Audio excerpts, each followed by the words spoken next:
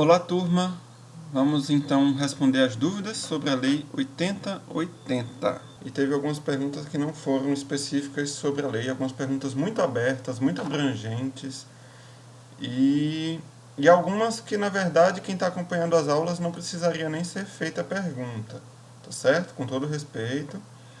Mas algumas perguntas como, por exemplo, por que a lei foi criada?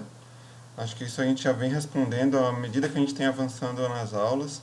Qual a importância dessa lei do SUS também é uma pergunta que não faz muito sentido, porque essa é uma lei orgânica da saúde, ela rege todo o sistema de saúde do Brasil, é a lei que rege. Então, perguntas abertas demais não tem porquê a gente está perdendo tempo aqui.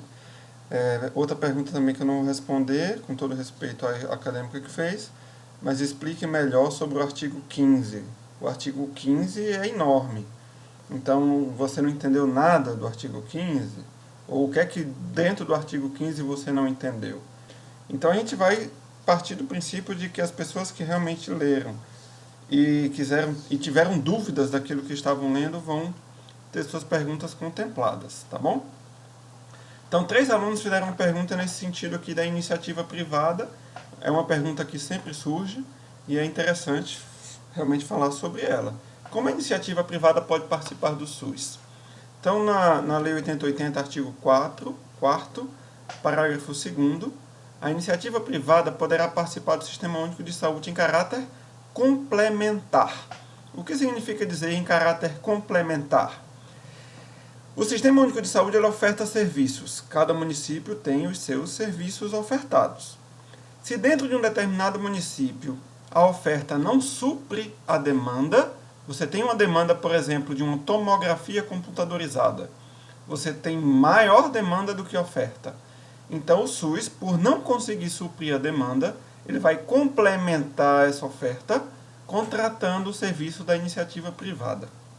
E aí perguntou, quais os critérios? Tudo isso, gente, é feito por licitação. E a licitação, ela tem um edital que vai colocar lá, cada Secretaria Municipal de Saúde ou estadual, vai colocar no edital os requisitos, aquilo que ela deseja que a clínica particular, a instituição particular, o hospital particular, ofereça para os clientes do SUS. E sendo assim, ela vai ter que seguir o edital. Isso varia, não tem um modelo fixo, padrão. Cada município, cada estado elabora o seu edital. E a Constituição Federal também amarra aqui que as instituições privadas poderão participar de forma complementar do Sistema Único de Saúde, segundo diretrizes deste, mediante contrato de direito público ou convênio. Então, elas são contratadas, tendo preferência às entidades filantrópicas e às sem fins lucrativos. Então, nós temos a iniciativa privada participando daqueles serviços que estão faltando no SUS. Ela completa o SUS, complementa. Se o SUS tem um serviço X e esse serviço ele tem uma oferta maior do que a demanda, não justifica o SUS contratar a empresa para isso. Tá claro? Mais uma pergunta. No artigo 33 consta que os recursos financeiros do Sistema Único de Saúde são depositados em uma conta especial em ambas as esferas de atuação. Que contas são essas? Nós chamamos essas contas de fundo, gente. O ordenador de despesa, que é um secretário de saúde, ele abre uma conta que se chama Fundo Municipal de Saúde para o município, Fundo Estadual de Saúde para o estado e o Fundo Nacional de Saúde para a União. Quando a gente fala assim de uma transferência fundo a fundo, significa dizer que esse dinheiro está saindo de uma conta do nacional para o estadual, do nacional para o municipal ou do estadual para o municipal. Isso chama-se transferência fundo a fundo. Essas contas, então, são no CNPJ do município e o município, o estado e a União têm as suas respectivas contas. Uma conta bancária. Mais uma pergunta. O controle de bens de consumo está relacionado ao que é produzido para a alimentação do cliente? Bom, essa é uma pergunta que eu coloquei aqui, mas ela também não é uma pergunta das que eu coloquei. Isso aqui é conceito básico, dá um Google, né? E aí eu botei lá, bens de consumo e sua relação com os consumidores. Os bens de consumo são todos os produtos consumidos por indivíduos ou famílias. Aí pode ser alimento, produto de limpeza, higiene pessoal, eletrodoméstico e eletrônico. Então viu que essa que na verdade não é uma pergunta sobre a lei, coloquei aqui por misericórdia, tá? Mas isso aqui é uma pergunta de português. De que forma são constituídos os consórcios da esfera municipal? Ótima pergunta. Isso sim é uma pergunta sobre a lei. Muitos não entendem bem quando a gente fala em consórcio, as pessoas pensam nesses consórcios para a aquisição de um carro, de uma casa, de uma moto, mas consórcio significa dizer que um município está se unindo a um outro município, ou a um terceiro, quarto, quantos municípios queiram, para oferecer um serviço de saúde. Aqui no artigo 10, os municípios poderão constituir consórcios para desenvolver em conjunto ações e serviços de saúde. Então você pega aqui, por exemplo, Caroebe, São João da Baliza e São Luís da Unauá.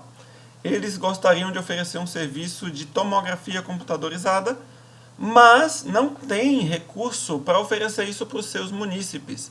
São João da Baliza sozinho não consegue manter um serviço de tomo. Então ele se junta com Caroebe, se junta com São João da Baliza, os 3 municípios ofertam o serviço, decidem aonde vai ficar a tomo, e ali eles fazem a sua logística, o investimento, o número de vagas por mês para cada município e oferta esse serviço. Isso é o que nós chamamos de consórcio. Tá bom? Sobre o subsistema de atenção à saúde indígena, poderia explicar melhor o artigo 19? Também é uma pergunta bem aberta, né? Quando a gente fala assim, poderia explicar melhor um artigo desse tamanho, a gente fica sem saber o que é que a pessoa entendeu. E entendendo que a gente vai ter a disciplina de saúde indígena, possivelmente semestre que vem, vai ficar mais fácil. Mas a saúde indígena ela tem suas especificidades culturais. Então, quando a gente vai entrar numa aldeia, numa comunidade indígena, a gente deve respeitar o que eles creem em relação ao processo saúde e doença. Lá existe um conceito do que é doença, um conceito do que é saúde. Lá existe medicina tradicional. E tudo isso deve ser levado em conta quando a gente vai atender a uma população indígena, seja na aldeia, seja aqui na cidade, quando eles vêm para uma internação no hospital, por exemplo. E aí a gente vai fazer uma assistência focada, conforme a lei, nas especificidades da cultura dos povos indígenas. Mais uma pergunta sobre o acompanhamento durante o trabalho de parto e pós-parto. O acompanhante pode ser quem? Quem escolhe o acompanhante é a parturiente. Vai ser quem ela quiser. Vai ser o pai dela, a mãe dela, o marido. Vai ser a pessoa que ela quiser, tá certo? Ela decide quem vai ser o acompanhante. No capítulo 3, artigo 12, fala a respeito da criação de comissões intersetoriais. Ótima pergunta também. Por que no parágrafo único fala que a execução de tais atividades envolve áreas não compreendidas no âmbito do SUS? O que é intersetorialidade? Se a gente não entender bem o que é a intersetorialidade, a gente não consegue entender esse artigo. A intersetorialidade em saúde tem sido definida como uma coordenação entre setores ou como uma intervenção coordenada de instituições em ações destinadas a abordar um problema vinculado à saúde. Eu vou dar um exemplo bem prático que vai ajudar a entender bastante. A internação por acidente de trânsito, atropelamento, moto, seja o que for. Quando uma pessoa é atropelada, por exemplo, no trânsito, essa pessoa sofre uma fratura e ela vai para onde? Para o trauma lá do hospital, certo? Esse gasto com esse paciente é da saúde. A saúde vai cuidar desse paciente. Mas de quem é a responsabilidade sobre acidentes de trânsito? É da saúde? É a Secretaria de Saúde que vai resolver acidente de trânsito? Sozinha, não. Mas tendo em vista o conhecimento que a saúde tem dos prejuízos financeiros que os acidentes de trânsito causam, ela vai chamar DETRAN, ela vai chamar Corpo de Bombeiro, ela pode chamar o Sistema S, SESI, SENAC, SEBRAE. Esse Sistema S está envolvido em muitas questões relacionadas à saúde. Então, quando você fala de intersetorialidade, você está falando que vai incluir setores diversos e alheios até mesmo à questão específica da saúde para intervirem, para atuarem diretamente naquilo que causa um impacto negativo, como, por exemplo, o exemplo que eu estou dando aqui, acidente de trânsito. Então, reuniões são feitas em um determinado local, pode ser um auditório, em qualquer lugar, chama-se os responsáveis, chama-se as instituições, e aí a gente começa a pensar como reduzir as vítimas de acidente de trânsito. Isso é uma ação intersetorial. Mais uma pergunta: tendo em vista a seção de atribuições comuns, observa-se elencada a organização e coordenação do sistema de informação em saúde, não estando explicitada a abrangência dessa atribuição. Nesse contexto, informe se esta atribuição se refere ao âmbito hospitalar. A gente tem vários sistemas de informação em saúde. Tem o sistema de informação hospitalar, tem o sistema de informação ambulatorial, tem o sistema de atenção básica, tem o sistema de mortalidade, tem o sistema de nascidos vivos, tem o sistema de informação da malária, da dengue, o SINAM, que é agravos de notificação. Então, tudo que se refere à informação, nós temos sistemas específicos para determinada área da saúde. Então, no caso aqui, coordenação do sistema de informação, o município tem a sua coordenação, o Estado tem a sua coordenação e a União tem a sua coordenação. A atenção básica, por exemplo, é uma atribuição municipal. A lei rege isso. Então, o município é responsável pela atenção básica. O seu sistema de informação de atenção básica, quem vai gerir é ele. No caso, o HGR, a responsabilidade de quem? É do Estado. Então, o município não tem sistema de informação de âmbito do hospital geral, porque o hospital é do Estado. Já o hospital da criança, que é terceiro nível de atenção em relação à criança, ele é responsabilidade do município. Mas se surge alguma doença que é de notificação compulsória e precisa de uma ação expressiva, essa informação ela é compartilhada entre as esferas. Então, algumas doenças, principalmente as de notificação compulsória, elas devem ser imediatamente comunicadas ao Ministério da Saúde. Nesse caso, pode sim vir recurso federal para o município ou para o Estado. Então, coordenar o sistema de informação, cada esfera do governo coordena o seu, desde a atenção básica até a alta complexidade. Levando em consideração a seção 2 da competência, é exposto que o SUS deve participar da definição de normas de controle das condições dos ambientes de trabalho. Nessa vertente, está incluída a fiscalização das condições de trabalho? Sim está. Ainda que precariamente, e se há uma necessidade de um trabalhador ir fazer uma denúncia, ele tenha quem procurar, certo? Uma vez que este, por vezes, tem de exercer suas funções em meio à falta de estrutura necessária. Isso é comum, seja uma instituição pública ou privada. Agora, a falta de estrutura necessária muitas vezes não necessariamente afeta a saúde do trabalhador, mas pode afetar. Nesses casos, existe a coordenação da saúde do trabalhador, que vai atuar diretamente na proteção desse trabalhador.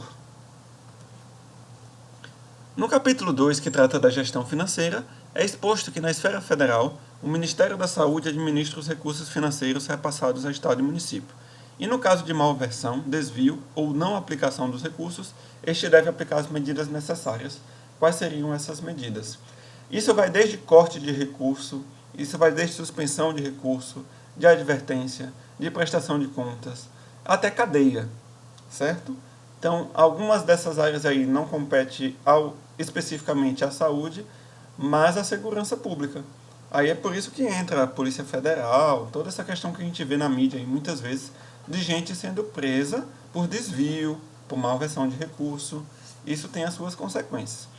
Agora, se é meramente uma questão de não informação, por exemplo, de dados ao Ministério, que acontece e já aconteceu, aí o município tem o seu recurso suspenso, até que ele consiga regularizar os dados de um determinado sistema. Por exemplo, o Sistema de Informação Epidemiológica, o SINAM, ele deve ser preenchido todo mês, toda semana. Quando o município passa 2 meses, se eu não estou enganado, sem informar, imediatamente o Ministério suspende o recurso para esse município, referentes à vigilância. E aí o município precisa correr atrás, atualizar, para voltar a receber o recurso. Mais uma pergunta. No capítulo 2, referente a princípios e diretrizes, é elencada a capacidade de resolução dos serviços em todos os níveis de assistência. Considerando que, por vezes, o sistema de forma integral não é amplamente resolutivo, e que a fiscalização em saúde deve relatar isto para os órgãos responsáveis, ou em um nível mais alto da hierarquia, quais seriam as possíveis formas de se gerenciar e resolver a questão? Considerando que não está elencado as medidas a serem tomadas na constatação de um sistema não resolutivo, como indica necessário o princípio supracitado? Gente, é o seguinte, de fato o princípio doutrinário do SUS, um deles é a integralidade da atenção. Ou seja, desde a assistência básica ao nível mais alto, necessita ser atendida à necessidade do paciente. Se o município não consegue suprir essa necessidade, ele pode encaminhar esse paciente para outro município. Isso é comum aqui em Roraima. Muitos pacientes que são atendidos aqui na cidade de Boa Vista vêm do interior, porque lá no interior ele não tem a sua necessidade suprida e nunca vai ter. Por exemplo, não tem como você colocar um hospital de alta complexidade lá no Iramutã. UTI no Iramutã. Impossível, nunca vai ter. Então o que é que a gente tem que fazer? A gente tem que ter, pelo menos no estado, áreas que possam servir como referências, municípios que possam servir como referência. O que é referenciar? É você pegar um paciente que não tem a sua necessidade suprida em um dado local e encaminhá-lo para outro. A referência pode ser desde uma unidade básica até uma de média e alta complexidade, de um município para outro município, que é o TFD, ou de um estado para outro estado, que é o TFD também estadual. Então, alguns pacientes, por exemplo, que precisam de uma cirurgia de alta complexidade, uma remoção de um tumor no ovário, por exemplo, que aqui em Boa Vista não faça. Aí essa pessoa ela vai para uma fila, ela vai fazer o seu TFD e ela vai para outro estado fazer essa cirurgia. Ok? Ao longo do estudo da lei, é intensificada a participação da população na elaboração de políticas de saúde. Entretanto, muita gente nem sabe disso. Quais medidas de promoção podem ser aplicadas para um maior número da população ficar a par do assunto? E outra pergunta também relacionada, qual o nível de importância que a participação social tem sobre a formulação de políticas públicas para a saúde? Nós tivemos os vídeos da aula sobre conferências de saúde, e ali é participação social massiva. Hoje nós temos um SUS por causa disso, por causa da participação social. Se não fosse a participação social, nós não teríamos Sistema Único de Saúde, pode ter certeza disso. Quais medidas de promoção podem ser aplicadas para que o maior número da população fique a par do assunto? Divulgação, mídia, jornalismo, WhatsApp, Instagram, Facebook. Tudo isso a própria prefeitura também tem, o Estado também tem, as mídias sociais. Isso aqui é divulgação. Mas, na verdade, gente, a gente quer empurrar muitas vezes o problema para a gestão, mas a nossa população, a maioria esmagadora, não está nem aí de participar dessas reuniões de conselho, das conferências. Eu mesmo já convidei alunos do curso para participar de conferência, não foi um. Então, às vezes a gente quer jogar a culpa que não é divulgado, que ninguém sabe, mas quando fica sabendo também, não participa. Normalmente as pessoas mais ativistas gostam de participar disso e sabem da importância que tem. O SUS não funciona sem participação social. Pergunta sobre como é realizado esse tipo de avaliação de tecnologias e quais as determinações para que as tecnologias sejam caracterizadas com um bom impacto ou um impacto negativo no ramo da saúde. Eu vou enviar para vocês um material junto com esse vídeo sobre isso. E aí os itens que são avaliados sobre uma determinada tecnologia, que pode ser na área da atenção básica, pode ser na alta complexidade, na média complexidade, vai melhorar o serviço de atendimento, vai melhorar a questão da saúde do trabalhador. E aí a gente avalia eficácia, efetividade, risco, custos, impacto social, ético e legal. Então tudo isso aqui é avaliado quando a gente tem uma nova tecnologia a ser inserida no sistema de saúde, tá certo? Eu vou enviar como leitura complementar um material sobre isso. Mediante o artigo 45, parágrafo 1º, quando eu fui buscar aqui na lei, é parágrafo 2º, qual o papel das Forças Armadas em relação ao SUS? Fala assim, em tempo de paz e havendo interesse recíproco, os serviços de saúde das Forças Armadas poderão, ou seja, eles não são obrigados, eles poderão, havendo interesse recíproco, integrar-se ao sistema de saúde do SUS, conforme se dispuser em convênio. Então é elaborado um termo de convênio. Por exemplo, agora na vacinação de Covid, as Forças Armadas podem atuar? Podem. Se houver uma necessidade, faz-se um convênio, assina esse convênio e eles vão trabalhar nesse sentido de ajudar a população a ser vacinada. Então tudo isso aqui, gente, é em relação a uma necessidade.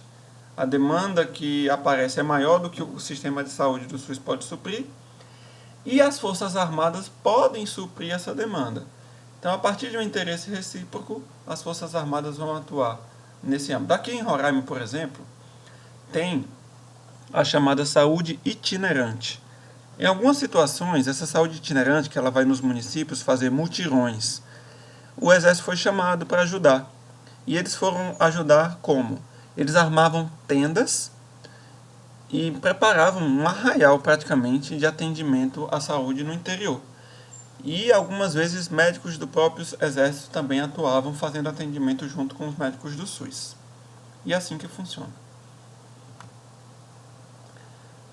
Esse aqui é o material Avaliação de Tecnologias em Saúde que eu vou enviar para vocês lá sobre a questão da pergunta realizada. Na lei diz que é a União, Estado, Distrito Federal e os municípios os responsáveis por promover acesso à saúde a todos. Mas quem determina qual desses poderes é o responsável por cada instituição? Por exemplo, aqui em Boa Vista, a Prefeitura é responsável pela UBS e outras instituições, e o Estado é responsável pela HGR. Mas quem determina essa divisão? Cada Estado tem sua forma de determinar essa divisão, é a União que determina, e os Estados e municípios seguem essa determinação. Gente, isso não é ninguém que determina, isso já está determinado por lei. A atenção básica é responsabilidade de município, a atenção de alta complexidade infantil, responsabilidade de município, e a média alta complexidade, responsabilidade do Estado. Isso está na lei, atribuições específicas, tá certo? Então, por que a Prefeitura cuida da UBS em Boa Vista? Porque em todos os mais de 5.000 municípios do Brasil, quem cuida de UBS é município. Estado não atende a atenção básica. Isso é divisão, foi dividido o trabalho de cada esfera e assim está na lei, tá certo? Então, por que o Estado cuida do HGR? Porque a HGR é atendimento de média e alta complexidade de pessoas adultas. E isso, conforme a lei, é atribuição estadual. Logo, o município não vai abrir hospital para atender. Pode abrir? Pode. Se tiver recurso para fazer isso, pode. Mas aqui, no caso em Boa Vista, não é a situação. Então, isso aqui já é determinado por lei, a atribuição de cada esfera do governo. No artigo 35, parágrafo 2º, fala que nos casos de estados e municípios sujeitos a notório processo de imigração, os critérios demográficos mencionados nesta lei serão ponderados por outros indicadores de crescimento populacional, em especial o número de eleitores registrados. Dessa forma, quais seriam os outros indicadores de crescimento populacional? Visto que há inúmeros imigrantes, em especial que não possuem a idade mínima para o sufrágio. Realmente, o ideal seria fazer um censo imediato. No caso, a gente não faz, né? Então, você tem a questão do título de eleitor e você tem também outros meios de saber. Por exemplo, matrícula em escola da rede básica, né, da educação. Você tem como saber o crescimento de crianças matriculadas e saber a nacionalidade dessas crianças também. Aqui em Boa Vista, tivemos problemas sérios com recursos porque a população inchou, cresceu acima do que ela estava preparada para receber. Aí o que é que se faz nessa situação? Faz uma contagem, nós temos aí os abrigos, os registros, a fronteira fechada e um controle de fronteira, e diariamente era computado a quantidade de imigrantes que entram em Boa Vista, em Roraima. A partir dessa contagem, é informada à União a necessidade de envio de recursos. Então, esse controle ele vai desde a fronteira, pode passar pelas matrículas de escolas, por exemplo, pode passar pela questão dos títulos de eleitor, e nesses abrigos que nós temos aqui em Boa Vista, nós sabemos exatamente a quantidade de imigrantes que estão em cada um deles. No artigo 35, parágrafo 1º, metade do recurso destinado a estados e municípios será distribuída segundo o quociente de sua divisão pelo número de habitantes, independentemente de qualquer procedimento prévio. Por que metade desses recursos é distribuída independente de um procedimento prévio? Para garantir que venha recurso. Porque, a depender da situação, tem estado que vai receber mais e tem estado que vai receber menos, tem município que vai receber mais e menos. Quando você atribui a uma população, imediatamente você garante que esse estado e esse município já vai receber alguma coisa. A partir daí, você tem razões para envio de recursos, seja por indicadores epidemiológicos, seja por ser região de fronteira, região de imigração. Então, quando a gente pega metade desse recurso e, independentemente de um procedimento prévio, de uma avaliação de situação de saúde, você amarra um número de habitantes, você garante a esse estado, a esse município, um mínimo de recursos já imediatamente. Então, quaisquer outras dúvidas podem ficar à vontade para enviar, tá certo? Estou aqui para isso. Mas, por favor, aprendam a fazer perguntas, aprendam a ser específicos. A pergunta tem que ser feita assim, ó, citando o artigo, citando o parágrafo. Aí eu consigo contextualizar, eu consigo saber aonde está a pergunta e a gente consegue responder de forma mais satisfatória. Tá certo? Um abraço a todos e muito obrigado.